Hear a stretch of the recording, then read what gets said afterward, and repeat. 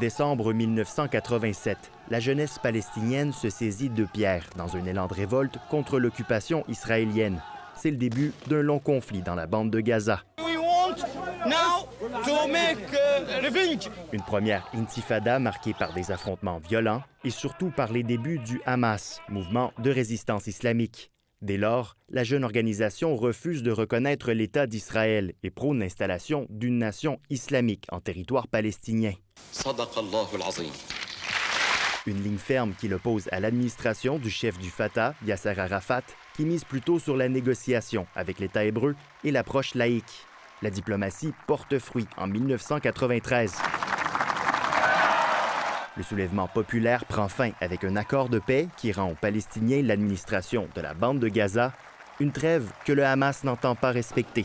Le mouvement se radicalise et revendique de nombreux attentats suicides. En 2006, le Hamas mise sur le pouvoir politique et remporte les élections législatives.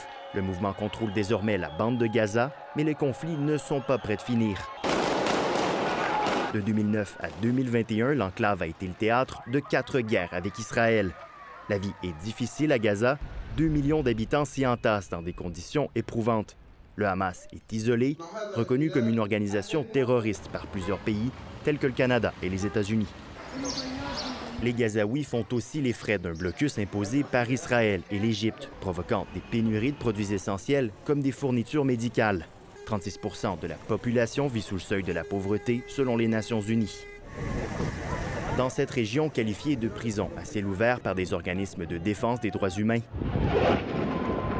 la vie est une fois de plus perturbée par les tirs de roquettes. 50 ans, presque jour pour jour après la guerre du Kippour, une invasion arabe qui, elle aussi, avait surpris Israël.